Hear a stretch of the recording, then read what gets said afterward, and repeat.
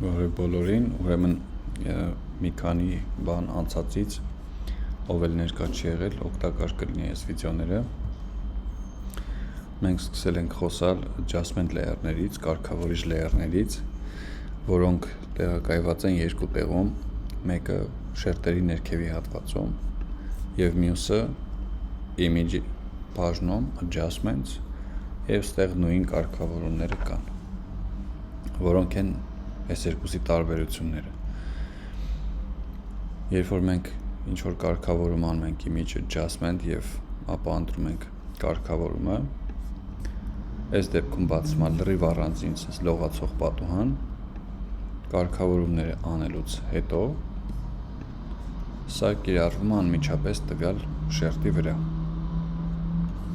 ու այլ իրան փոփոխել հնարավոր չի լինում։ Այսինքն եթե նորից մտնենք, արդեն այս դիրքից ենք շարունակելու։ Տեսնում ենք, որ բոլորը զրոյական վիճակում են։ Եթե այս գործողությունը անում եմ ներքևի հատվածից, պատուհանը բացվում է properties պատուհանի մեջ անմիջապես,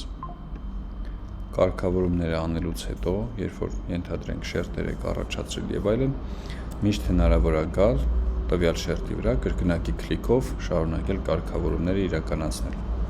Եվ ուշադրություն դարձրեք, որ այս դեպքում, երբ որ ներքևից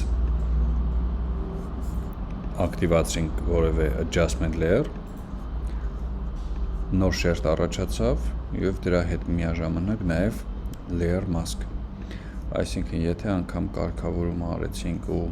մեզ պետքա դրա միայն մի հատվածում իրականացնել, հետո հնարավոր է մասկայի օգնությամբ մնացած տեղերից, օրինակ, հանել եւ այդ կարգավորումները թողել մյուս հատվածների վրա։ Ինձ թվում է պատկերացրիք միտքը։ Adjustment layer-ները բավականին տրամաբանական են դասավորված։ Առաջին խումբը գունային կարգավորումներն են, գույներն են ավելի ճիշտ գույն լցնել, գույն, gradient եւ pattern։ Մյուս խումբը լուսավորության հետ աշխատելն է նկարի, կոնտրաստ եւ լուսավորություն։ Հաջորդ խումբը արդեն գունային կարգավորումներն են եւ վերջի փուլը տեղային կարգավորումներ գունային, gradient map, հակադիր գույներ եւ այլն։ Ավելի քիչ օգտագործվող տարբերակներ են վերջինները։ Մենք ավելի հաճախ օգտագործում ենք վերևի երկրորդ եւ երրորդ խմբերը։ Եթե նկարը ընդհանուր մութ է ստացվել, ապա այդ մթությունը կարգավորում ենք էքսպոզիցիայի օգնությամբ, exposure։ Առաջի սանդղակը ընդամենը 1-ից մինչև 1.5-2 առավելագույնը կարող եք տանել ու այդպես ունենալ ավելի լուսավոր կամ եթե հակառակ դեպքում ավելի մութ նկար։ Offset-ը եւ gamma correction-ները ձեզ սովորաբար պետք չեն լինի։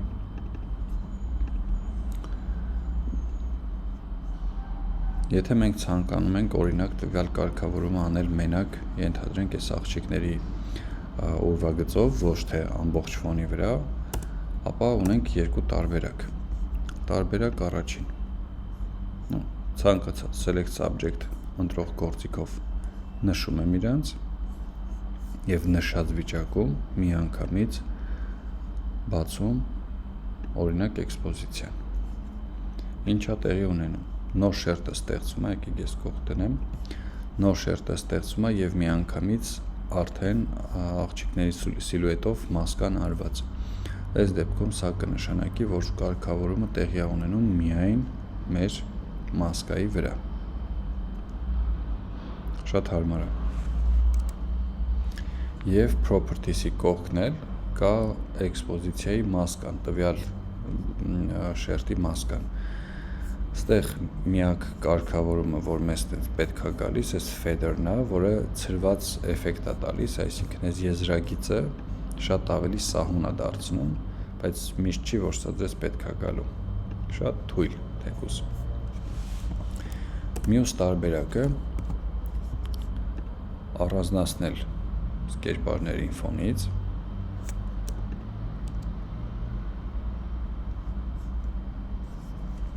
Ctrl+J կամ Command+J նայած Mac թե Windows եք օգտագործում, այս կտրած հատվածը գցել երկրորդ շերտի վրա եւ ապա կիրառել տվյալ adjustment layer-ը։ Բոլոր adjustment layer-ները աշխատում են իրանցից ներքև գտնվող բոլոր layer-ների վրա, այսինքն այս դեպքում մեր adjustment layer-ը աշխատում է եւ layer 0-ի վրա եւ layer 1-ի վրա։ Եթե ես ուզում եմ ինքը միայն աշխատի layer 1-ի վրա, եկեք համոզվենք, որ այդպես է, ապա ստեղծում ենք clipping mask։ Clipping mask-ը ստեղծում էր հետևյալ կերպ. Alt-ը սեղմած պահում ենք ու շերտերի արանքում կլիկ ենք անում, հենց որ տեսանք այս icon-ը։ Սա նշանով ցույց է տալիս, որ միայն աշխատելու է այս շերտի վրա, ու արդեն կարգավորումները անում եք տվյալ շերտում։ Ենթադրենք ուզում ենք նաև կարգավորել կոնտրաստը։ Դրա համար ունենք levels, brightness contrast եւ curves։ Brightness contrast-ը ընդամենը 2 սանդղակ է, պայծառություն եւ կոնտրաստ։ Տեսեք, նոր շերտը նորից ազդում է մնացած բոլոր շերտի վրա։ Եթե ուզում եմ ազդի միայն սրա վրա, նորից alt-ը սեղմած պահում եմ եւ կլիկ եմ անում։ Մենակ սրա վրա սկսեց աշխատել։ Եկեք այս երկուսը ջնջեմ։ Levels-ը, էլի clipping mask, ունի ստվերների, միջին տոների եւ լուսավոր տոների կամ բլիկերի բաժին։ Եվ սրանցով հնարավոր է կարգավորել նկարի կոնտրաստը եւ լուսավորությունը։ Եթե նկարը մութ է ստացվել, ինչի մասին կարող ենք իմանալ նաեւ այս հիստոգրամից, տեսեք, որ աջ մասում համարյա գրաֆիկ չկա, նշանակում է համարյա լույսեր չկան մեր նկարում։ Ես մի քիչ լույսերը բերում եմ այս կողմ, որ սկսվեն լույսերը։ Սրանք էլ ստվերներն են, սրանք էլ միջին տոները։ Այսպես կարող եք կարգավորել նկարի կոնտրաստը։ Այսինքն այս բաժնով, առաջի 4-ով կարողանաք լույս ու ստվեր եւ կոնտրաստ կարգավորել։